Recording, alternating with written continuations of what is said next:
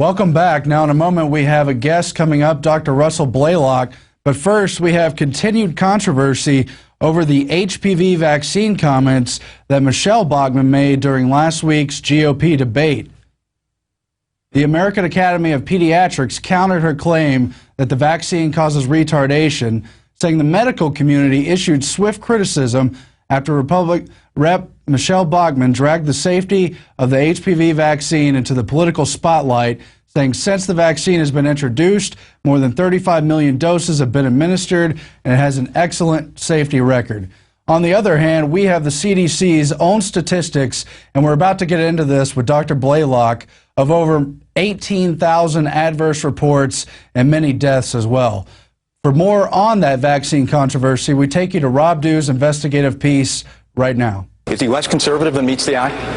Gardasil has once again entered the presidential debate. First, it was Ron Paul attacking Rick Perry. Forcing 12-year-old girls to take an inoculation to prevent this sexually transmitted disease. This is not good medicine, I do not believe. And now it's Michelle Bachmann. The governor's former chief of staff was the chief lobbyist for this drug company. The drug company gave thousands of dollars in political donations to the governor. Well, I will tell you that I had a mother last night come up to me here in Tampa, Florida, after the debate. She told me that her little daughter took that vaccine, that injection, and she suffered from mental retardation thereafter. Doctors around the country are offering rewards for proof of her claim that one of her friend's daughters is now mentally retarded after receiving the Gardasil vaccine. The former IRS attack dog is now on the defensive. John, is there any science that suggests HPV vaccine can have that effect? Scott, it's so important to separate the politics from the science. What the science says, this is a vaccine that can prevent the virus that causes cancer of the cervix. There are 35 million doses that have been given in the United States since 2006. According to the Centers for Disease Control, the Institute of Medicine, and the American Academy of Pediatrics, there's no link between this vaccine and any kind of mental impairment. And the media has once again come to the defense of the vaccine industry. We don't need to start a new sort of controversy. There are no data to indicate that HPV vaccine or any other vaccine has any association with mental retardation. Of course, this has nothing to do with the amount of advertising Big Pharma buys each year. I chose to get my daughter vaccinated. I chose to get my daughter vaccinated when her doctor and I agreed that the right time to protect her is now, because it's about prevention. Nice. Gardasil is the only cervical cancer vaccine that helps protect against 4 types of HPV. HPV vaccine and other vaccines are wonderfully safe vaccines. So who is Dr. William Schaffner? He is the president of the National Foundation for Infectious Diseases, an organization that has given awards to the Bill and Melinda Gates Foundation and Dr. Paul Offit, a vehement vaccine promoter who holds a $1.5 million research chair at a Merck-funded children's hospital and holds several patents on vaccines. He's also been quoted as saying a young baby could get up to 10,000 vaccines at once. These doctors should take this reward money and give it to the thousands of girls that you can find all over YouTube who have had adverse reactions after getting the Gardasil vaccination. Gabby was diagnosed with inflammation of the central nervous system as a result to the Gardasil vaccine. She suffered from 2 TIAs, or mini strokes. She is now vomiting on a regular basis. I had an adverse reaction. I lost the ability to walk. I started falling down. I needed help. I had head pressure. This is very hard to talk about.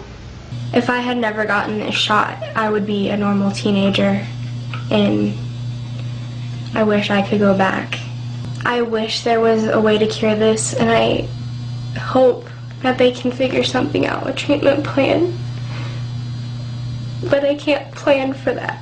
I got my second Gardasil shot in January of 2008. Now it's November of 2008.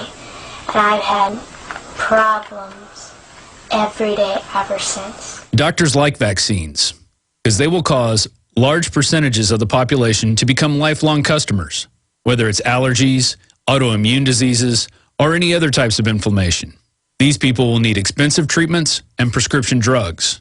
And that is why you now see vaccine companies setting their sights on every Mexican girl by the year 2012. Ahora, con Gardasil, la única vacuna que protege contra los... This is Rob Dew reporting for Infowars Nightly News. del cáncer del cuello. That's just devastating footage, and there's even more interviews from CBS and other major mainstream reporters on the true face of Gardasil, the victims it causes, the people it hurts. And they only claim there's, 4,000 deaths from cervical cancer each year, yet there's more than 18,000 adverse reactions, at least 30 deaths from the vaccine itself. It's really disgusting. For more on the debate over the safety of vaccines, we go now to expert Dr. Russell Blaylock. Doctor, we spoke a year ago in depth on some of these issues, but what can you tell us today about the dangers of the HPV, Gardasil, and Cervarix vaccines, and about the effects of vaccines in general? Well, it's well known that there's a connection between vaccination, particularly multiple vaccinations, and brain inflammation and seizures. That's been well established. It's been recently admitted by the Institute of Medicine that these are two things that are seen. So the fact that Representative Bachmann was attacked for her statement is rather ludicrous on the part of these doctors and others that are attacking her, because it's backed up by the scientific studies. And we know there's a well-defined mechanism, which I've written several papers in peer-reviewed journals describing this mechanism in detail. Now, we look at the government reporting system, the VAERS system, which is voluntary. Only 2%, it's estimated, of actual reactions are reported. But they admit 18,700 adverse reactions with the Gardasil vaccine. And they admit that 8,000 are serious. That is 1,400 young girls, age 11 and above, have been seriously damaged by this vaccine. And that includes 68 young girls who died. Now, again, this is a reporting system that's voluntary by the physicians. So we find out that actually the numbers are much higher than that. It's been estimated there's 176,000 injuries due to this vaccine, of which there's over 13,000 that are serious, and there may be as many as 600 girls that have died following this vaccine. So if we look at the truth of this vaccine, we see it's a very dangerous vaccine. Now, one of the things about it is its adjuvant, that is the immune stimulating part of the vaccine. It contains twice as much brain damaging aluminum as other vaccines. And so that would explain why we're seeing so much problem with this particular vaccine. But the problem is the whole thing is predicated on an enormous deception. And that's the idea that, and they're telling these girls in the doctor's office that if your daughter gets an HPV infection, she's going to develop cervical cancer and probably die from it. Well, if you look at the scientific information, that's not true at all. What we actually see is that death from cervical cancer is extremely rare, and that the majority of women who are HPV infected are not going to develop cervical cancer. And those that do, this extremely small percent, about 1% of all women who develop cervical cancer, most of them are going to occur when they're age 50 and above. So this 11-year-old girl that they want to vaccinate, 20-year-old girl, is not in any real danger until she's in her 50s. If we look at the accepted statistics, 1% of women less than age 30 will develop cervical cancer. Now, that's 100 cases in the entire United States. Just 9% below age 40 will develop cervical cancer. 73% of cases occur in women that are above age 50. So we're talking about preventing a disorder that's extremely rare, that occurs mostly in women over age 50, and yet they want to vaccinate them when they're 11 years old. Well, they've even admitted the vaccine probably will not have any effectiveness at all after 5 years from the vaccine. So that means by the time the girl's 16 years old, the vaccine is useless. There's no evidence whatsoever that this vaccine prevents cervical cancer. There's little evidence that it even reduces HPV infection of the cervix, even though that's possible. We know that 90% of girls that get infected with HPV virus, it will clear by itself. In other words, they get the clearing and curing of the virus by itself, without any treatment. And that only 10% is the virus persistent, and only a small percentage of that 10% will ever develop cervical cancer. And again, it's after age 50 or around that age. So what's being told is an enormous lie that we're preventing death from cervical cancer by this vaccine, when none of those things seem to be true. It's not preventing the HPV that we've been led to believe. This vaccine was fast-tracked, went through approval within 6 months without adequate testing. It still has not been adequately tested. There's no evidence that prevents cervical cancer. And we know that there's a lot of other cofactors that HPV virus by itself, even HPV 16 type, by itself cannot produce cervical cancer. It has to have cofactors.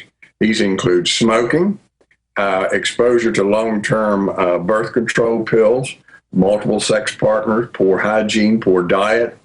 And we find, in fact, there's some excellent studies done that show if young women consume folate, folic acid, and vitamin B12, they reduce their incidence of HPV infection itself 74%, which far exceeds what we've seen with this vaccine, and it reduces the incidence of cervical cancer 70%.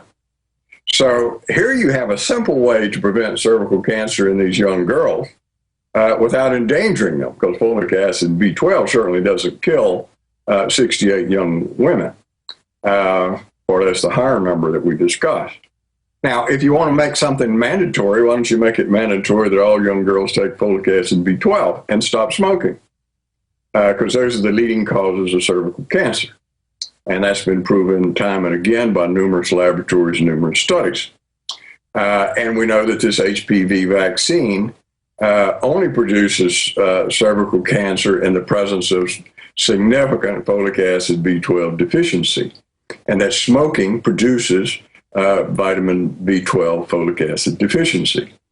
So the whole thing is predicated on a lie. It's there for nothing but producing sales for the vaccine manufacturer, the Merck Pharmaceutical Company, to sell these vaccines. They're secretly going around to state legislatures trying to get mandatory laws passed, like Governor Perry did. He accepted $5,000 each from 3 different pharmaceutical vaccine manufacturers, over $377,000 that Merck Pharmaceutical put in the Governors Association of Texas for the good governor to mandate this vaccine. And there was no evidence that it needed to be mandated.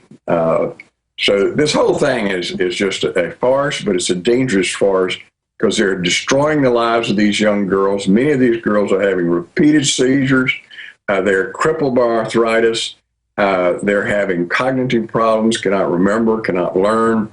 They're having to drop out of their sports events. They're having to have a lot of difficulty with their schooling. And this is all being covered up, not discussed by the media. And mothers need to know, start asking some serious questions.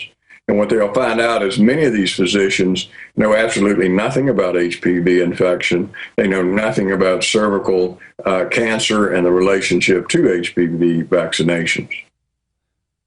The other question is, how much influence does the big pharma industry have over politics? Why are we seeing a wave of backlash against Michelle Bachmann, a political candidate's comments that HPV causes, quote, retardation, and saying there's no data when there's all the incidence reports we've just talked about? Are they playing semantical games with the definition of retardation, or are they simply denying that this is a dangerous vaccine that was allowed to be pushed on a political level? Well, it's all politics, and it's all profits for the pharmaceutical companies. And you realize the pharmaceutical companies are pumping tens of millions of dollars to these politicians, and Perry's a good example. He's been promised $50 million for his presidential bid by these pharmaceutical companies. He's gotten over $1.5 million funneled through backdoor for himself.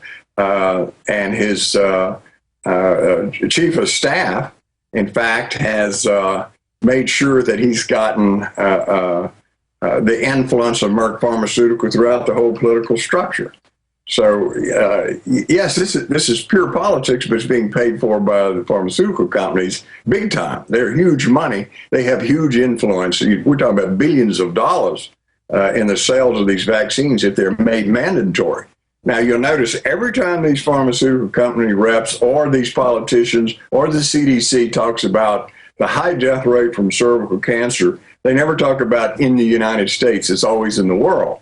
Well, we know in undeveloped third world nations, cervical cancer is a killer because they don't get pap smears. They have poor hygiene. They have poor dietary intake. They have immune deficiencies. And so, of course, they have it. But in the United States, it's extremely rare, very rare, easily controlled, 100% cure rate of the early detected cervical cancer, 100% cure rate. And we know that just by supplying a few vitamins, you can dramatically reduce the incidence of infection by HPV and cervical cancer, and even that many of these cases of the dysplasia of the cervix, that is, the precancerous changes, will revert back to normal in the presence of giving folic acid and vitamin B12. Now, all of this is well demonstrated. But they cover this up because they're trying to sell vaccines, and the politicians want these donations from these pharmaceutical companies for their political careers. Now, we've seen a lot of the victims go on television. There's been a lot of CBS reports and other things about the paralysis and the seizures that have happened. What about the face of those victims? Why is everything focused on Rick Perry, who's running for higher office, and how he's now sorry all these years later about mandating this vaccine, which of course had effects in other states, other parts of the world? Well, again, this is what we're saying is all of these victims have no voice. The media really doesn't want to talk to them because pharmaceutical companies advertise heavily on all the major media. And so they don't want to lose that advertising dollar from these big pharmaceutical companies. So they try to play this down and act like, well, we just don't know if there's any connection between the vaccine. Well, you take an 11-year-old healthy girl, you vaccinate her, and within weeks she dies, or days she dies, and this happens hundreds of times. Well, what do you think made her die? A mysterious ray from outer space? And it's ironic that in countries like India, they had one death from the vaccine and they banned it. They had sense enough to say, we got a problem here. But in the United States, there's so much money being passed around to the media through the CDC, which has a strong connection to the pharmaceutical makers. All of this is covered up. And these, if you've ever watched the mothers and looked at these daughters, which I've seen a number of them, these girls are destroyed. I mean, their lives are ruined. Some of them are wheelchair bound. Some of them are hospital bed bound, having repeated seizures many times a day, uncontrollable seizures, can no longer go to school, have no future. All of this with this idea that we're preventing cervical cancer when in fact there's much safer ways to prevent cervical cancer, and the risk from this virus is far less than we're being told. And these mothers, I've had mothers tell me, they went to the pediatrician's office and he told them, if your daughter does not get this vaccine, she's going to get cervical cancer. Now, that doctor should be charged with malpractice because that's an absolute lie. There's no evidence for that whatsoever. And there's a massive amount of evidence that says that's not true. That girl's chance, of all women in the United States, chance of getting cervical cancer is less than 1%. It's about 0.26% chance that they will ever develop cervical cancer. Now, if she walked in the office and said, well, your daughter has a 99.8% chance that she'll never develop cervical cancer, how many would get the vaccine? And so they turn it around and say, oh, gee, there's a huge connection between HPV vaccine and cervical cancer, when in fact that's not what the research says at all. That even when you're infected, the risk of you developing cervical cancer is extremely small, particularly if you don't smoke and you have a good diet and good hygiene and get regular pap smears. Your risk of developing cervical cancer is essentially nil. And now they're pushing it on boys too. But we know we have this regulatory problem with the FDA and the CDC and the revolving door structure with the big pharma industry.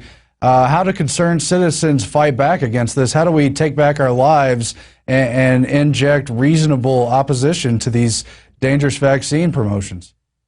Well, people need to do the research, number one, and with the internet, it's fairly easy. You can get on there and get these articles which show the research that's been done on HPV, the relationship to cervical cancer. You can look it up yourself. You can get on these sites where a number of mothers have started sites who've lost their daughter to this vaccine, telling these stories, showing the videotapes, connecting with other mothers that have gone through this horror. So it takes a lot of research. You need to do this before you just walk in there and have your daughter vaccinated. This is one of the most critical decisions you'll make, and it's irreversible. This is what I tell mothers. I said, when this is done and your daughter's crippled and having seizures and her life is ruined, it's hard to turn that around. This is a life and death decision that mother has to make, and you shouldn't allow these physicians who are just using the data from the pharmaceutical companies. They're not using it from the research literature and what we know clinically about this disease. They're using information from their societies, which are in the pocket of the pharmaceutical companies, like American Academy of Pediatrics, and the CDC. You know, I have a scientist friend of mine that's been to the CDC numerous times, and they said, you walk down the hall, the walls are just plastered with posters that were given to them by the pharmaceutical representatives. And it's extolling the virtues and safety of vaccines.